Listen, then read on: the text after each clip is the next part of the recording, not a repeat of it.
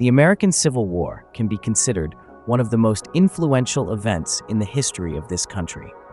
This war created many reforms in political ideology and financial policy changes. The most special thing is that thanks to this event, the United States is considered one of the classic pioneering countries in abolishing slavery, which has existed persistently in many places in the world. So why did this war happen? What divided the United States? Is there anyone behind the scenes pulling the strings and controlling these wars? Let's find out through this article. First of all, to understand this civil war, of course, the first thing we need to grasp is the context of the United States before the conflict. Considering the context of the United States at that time, although it had been independent for several decades, it still maintained the slavery and forced labor regime from the time it was a British colony. This created obstacles in industrial development and caused many struggles to abolish slavery.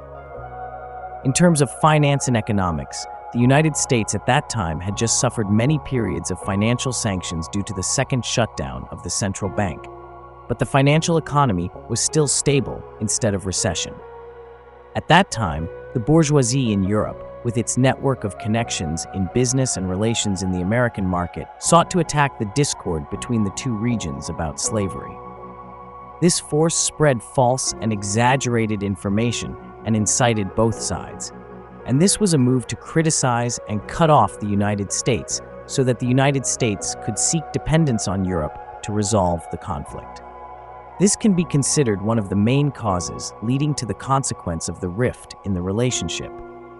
The connection between the two halves of the country in the mid-19th century, America began to have a clear differentiation in the economic structure as well as the differentiation of the specific slave-using regime.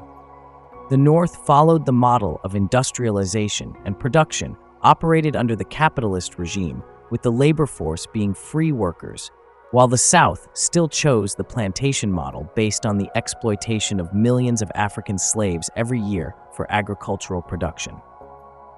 Although the brutal backwardness and complexity of the slave-owning issue were too obvious, the U.S. government found it difficult to directly or strongly intervene in the issue. The reason was because 13 out of 26 states in the U.S. were following the capitalist economic policy. The remaining 13 states followed the slave regime. This situation would cause any unbalanced move to hit the interests of the slave owners in the South and could tear the country apart at any time, while the U.S. manufacturing industry, at this time the North was still the main force, ranking 4th in the world. The United States was now harboring ambitions to rise to the top compared to European countries. Therefore, the U.S. government wanted to unify and synchronize the capitalist economic structure throughout the United States. And this also indirectly led to many protests demanding the abolition of slavery in the South to prevent and protect its slavery regime by importing instead of using domestic goods and preventing products from the North from entering here. At the same time, the slave market was hotter than ever in the South because the motivation to expand plantations and production made slave owners have to find more labor. Gradually, the relationship between the two regions deteriorated and became increasingly serious. Finally, to a certain extent, the conflict broke out and turned into a large-scale war. Everything can be traced back to 1854, which was the year that Northern political activists founded the Republican Party. This party was soon supported by the bourgeoisie here to implement the abolition regime and was the opponent. Important to the Democratic Party supporting slavery from December 1860 to February 1861. That is, after Abraham Lincoln became president of 7 southern states, with the initiative from the state of South Carolina declared secession from the United States of America, they established the Confederate government under the leadership of Jefferson Davis.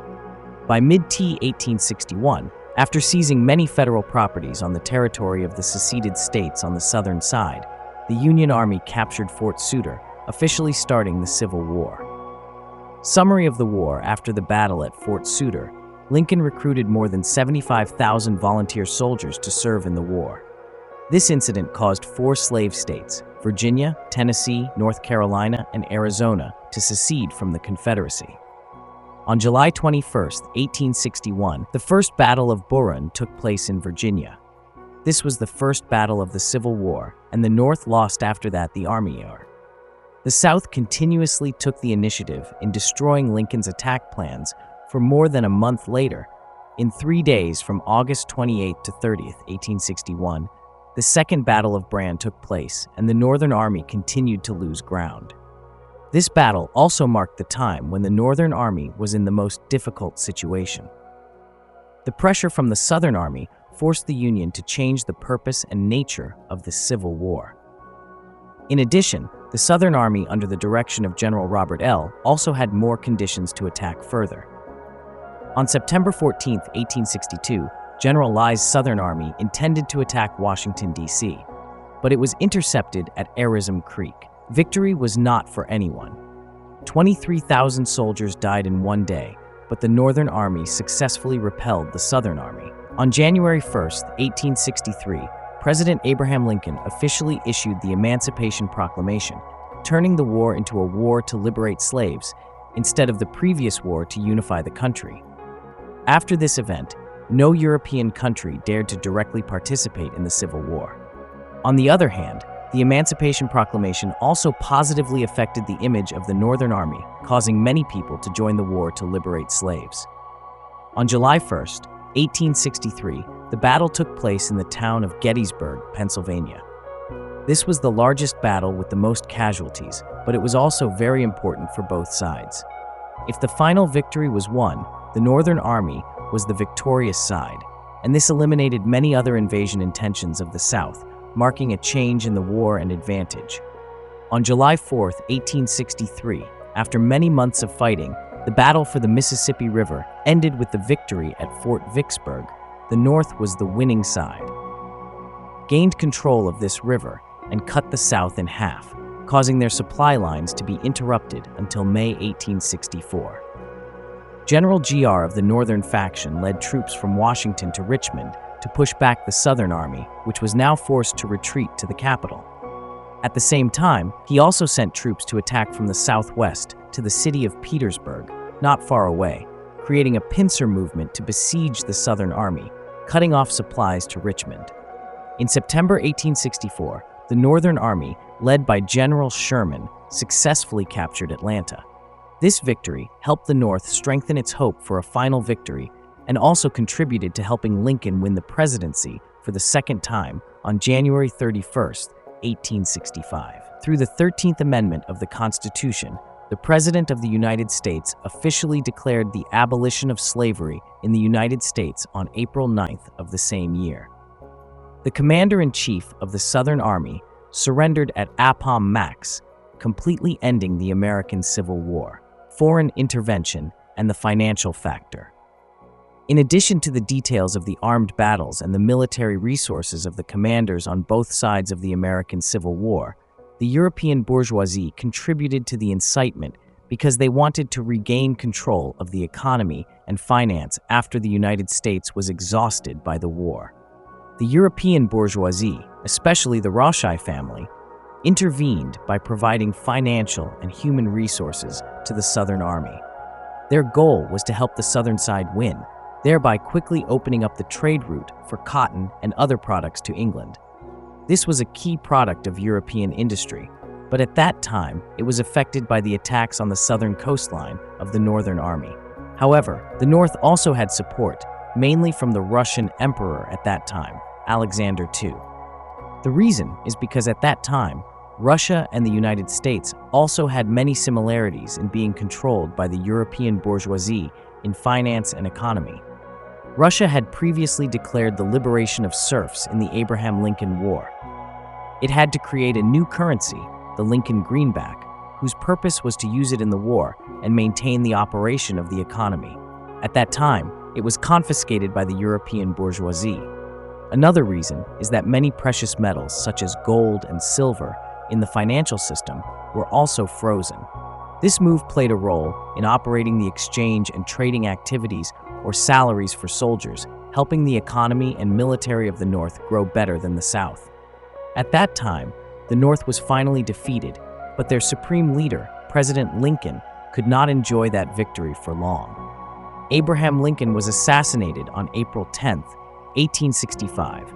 A large celebration to celebrate the victory of the Northern Army was held in Washington, D.C., and only 4 days later, President Lincoln was assassinated. In the theater by an actor named John Wickesbooty was also a supporter of slavery until the morning of the 15th line passed away. The whole of the United States declared a national mourning for 3 weeks.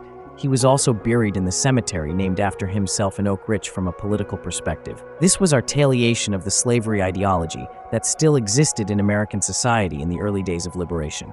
Wickesbooty's actions can be seen as a response of the extreme slave owners from a financial and national economic perspective. It can be seen as a response to the effectiveness of the monetary policy of the Green Money Line, which contributed to helping the United States save $4 billion in profit from only $450 million in green money issued. Lincoln's need to declare the abolition of slavery, as well as cancel the debt of the Confederacy, also made the World Bank leaders shake and unable to sit still. The European bourgeoisie did not like this to continue for a long time because it was against the monetary control purpose of the American plutocrats. So they mobilized angry individuals in American society in the early days of independence to create an assassination after the above incident. The most free and effective currency in America at that time was limited. The issuance ceiling was only $400 million, and the war to control the American financial system was still in the hands of the plutocrats. The Civil War had a double impact on the economic and social aspects of America. On the one hand, it created the premise for the synchronization of the national capitalist economy, making this national economy develop strongly in the following periods. On the other hand, it solved the remaining problem of American society and politics from the colonial period about the use of slaves for production. This war also helped America become the greatest symbol in the abolition of slavery, from the fierceness of the struggle to the effectiveness it brought. And that is the entire content of the article. What do you think about the information in the video? Please share in the comments section below, and if you like this video, don't forget to like, share. Subscribe to the YouTube channel and turn on the notification bell so you don't miss other interesting content in the future.